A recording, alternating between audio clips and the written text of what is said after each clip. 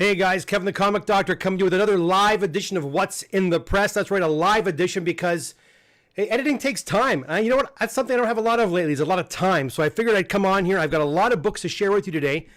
A couple of bigger orders. So I figured I'd just get on here and show you what I have to work on this week.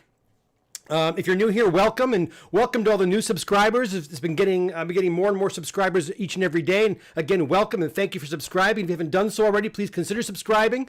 If you look at the below in the information section, you'll see there's a draw coming up when I hit 1,000 subscribers. I'll be giving out some free comic book pressing and cleaning, as well as some free gifts. Have a look at the information section below for more details on that. But let's look at some comic books right now. How about that? All right, so first we're going to start off with some books from Paul out of Sarnia.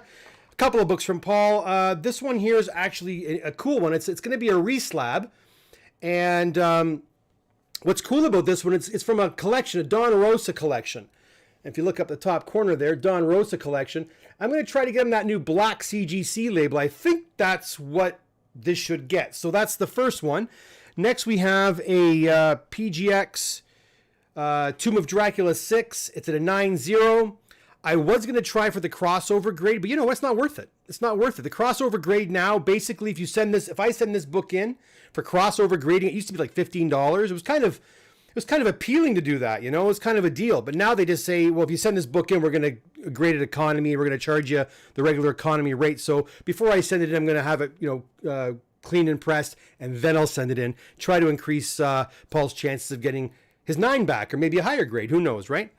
Okay, you also noticed on the thumbnail today, that's right, a really nice book just popped in the office this morning. It dropped off today.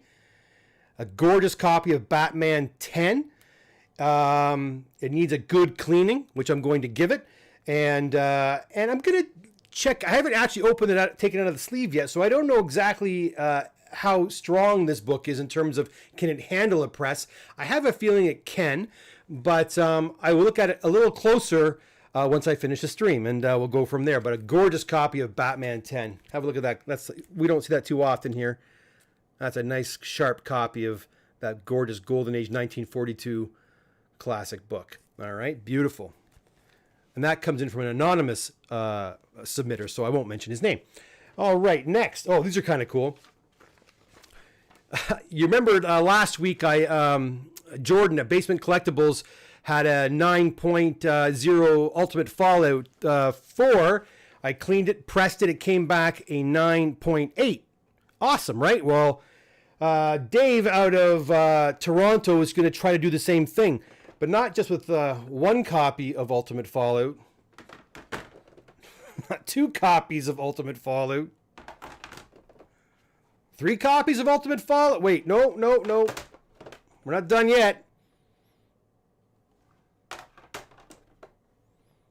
Getting there. If you wonder where all the copies are, Dave took them all.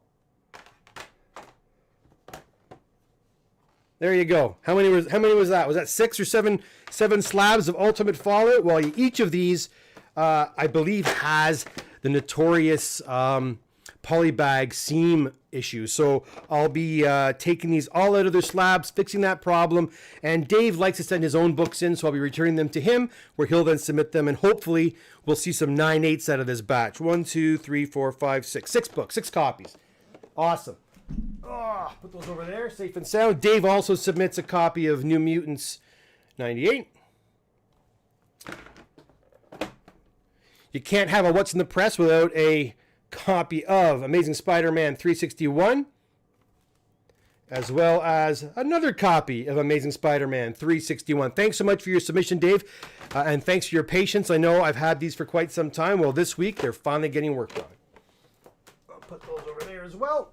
Moving right along, let's take a look at Kirk. Kirk from Whitby made a submission quite some time ago. He came by the shop on Saturday. Nice to see him and his kids to amend his submission just in time. And these are the books which Kirk submits. A few moderns and some really nice Silver Age. I think you're going to like these. So we start off with a Wolverine number 10 with a classic saber-tooth cover. Wolverine number 1. I'm starting to see this one here pretty much as often as I do ASM 361s. Wolverine 88. Wolverine Frank Miller miniseries number 1. Get out of the light there, out of the reflection. Another Wolverine #1. I think this book in a 9.8 now is fetching close to $1,000 Canadian. So yeah, quite a big book. And now for some Silver Age goodness, we got a Marvel Superheroes Presents the Black Knight. There we go. Journey to Mystery 125. Classic Thor cover 126 with his battle with Hercules. Thor 129.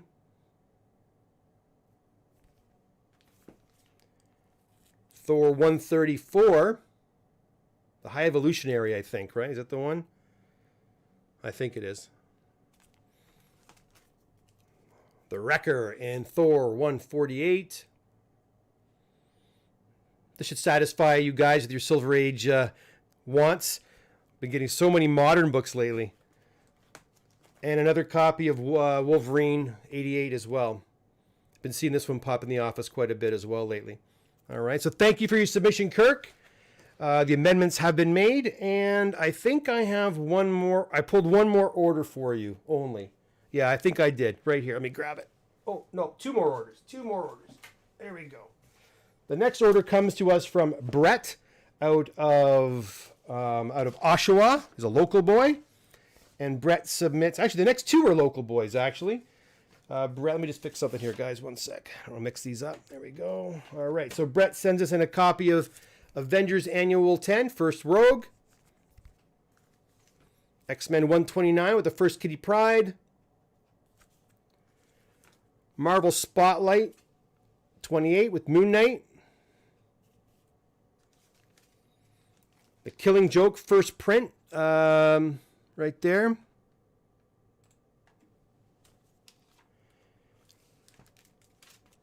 Oops. Really hot book, Werewolf by Night 32. Right about there. Nice. A Forever People #1, first full appearance of Darkseid. I say Darkseid, Darkseid. I call him Darkseid. I think there's always that Darkseid, Darkseid. I'm a Darkseid kind of guy.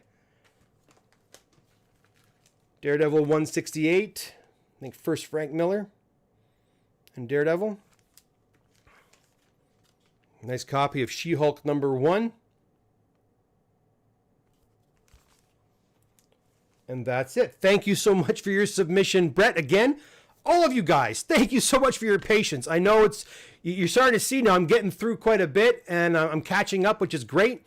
April again was a crazy busy month, so I'm in the midpoint of April, I believe. I'm also starting to pull the smaller orders and try to get a couple of smaller orders done as I go, even if they came in later. I just want to get the smaller orders done quicker.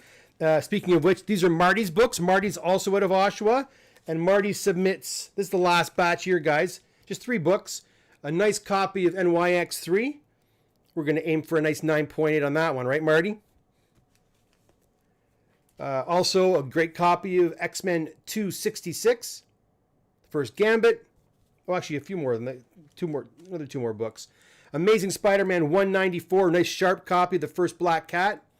This one is quite pretty, actually. Yeah, she's a higher grade book. That's nice. And then finally, a newsstand copy of Amazing Spider-Man 252. Again, thank you so much for your submission, Marty. Well, that's it for the subs, guys. Let me go over to the chat window. I think I see some people asking questions. Let me see if I have anything hard to see. Hello, hi, 3B. Hey, Luke, how's it going? Nice live stream today. Thank you. Sweet. Yeah, there were some sweet books, that's for sure. Friggin' Dave. I know, eh? Come on, Dave. Leave some books for the rest of us, for crying out loud. Yeah, this was a really, again, I'm going to do probably what's in the press this way for the next probably foreseeable future, only because it's faster. I don't have to record it, go into my editing software, edit it, upload it. Nah, this just gets it done. And when it's done, which is kind of great. Also, sometimes I get to talk to some of you guys, which is great too. I love chatting with you guys when the opportunity arises. Excellent. Fred, how's it going, Fred? Yeah, your books are here too. I'm probably going to... They're actually not far. I'll probably put them in next week's episode, just so you know. Rob collects. Is the comic market still bananas? I stopped following when things went vertical from January to May. Yeah, I think it is still kind of crazy. I think I think it's slow. I'll tell you right now, from my own experience, what's happening with me. I mean,